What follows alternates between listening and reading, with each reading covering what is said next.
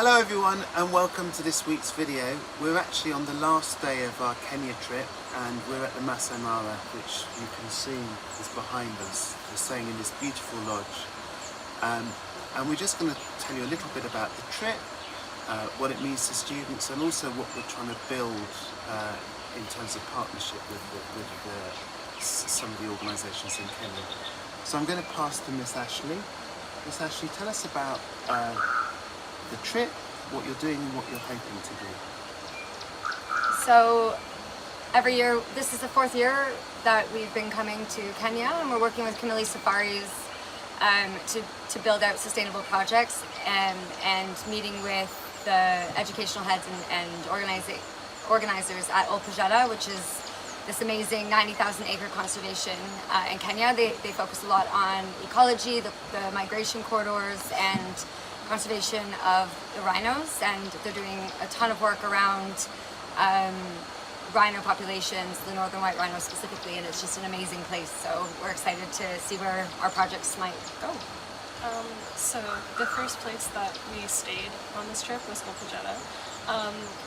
We learned a lot about how they are working to conserve the wildlife in Kenya. One of those animals that they're trying to conserve is the northern white rhinos. Currently there's only 2 northern white rhinos left in the entire world, and they're both female, so we learned a bit about how they're trying to increase that population through IVF. And then we also learned about what they're doing to prevent poaching and just saving the animals in general.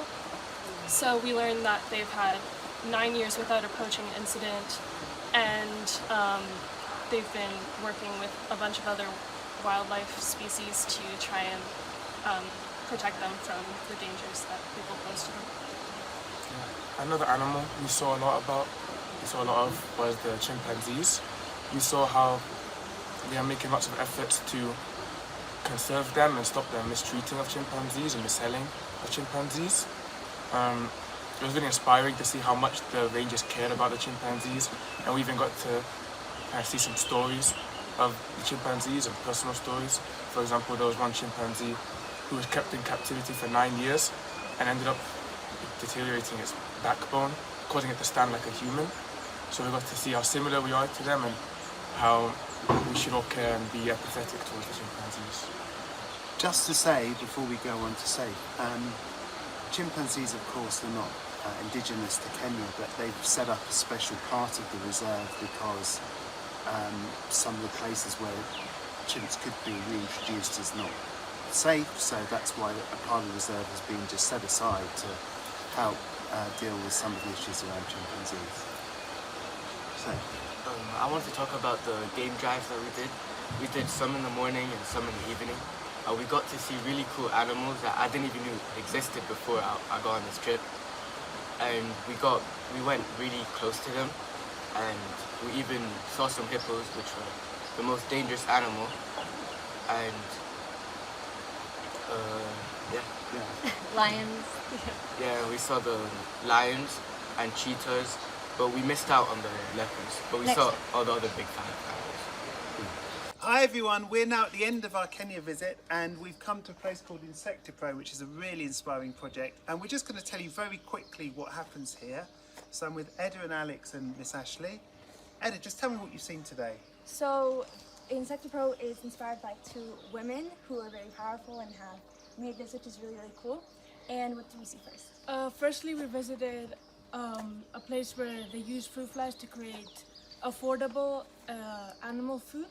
Yeah, I'm just going to say what they do there is they take, basically it's the larva of fruit flies because it's high in protein, and they've just got this huge production of fruit fly larvae because, well, you can explain a little bit about that, how that came about.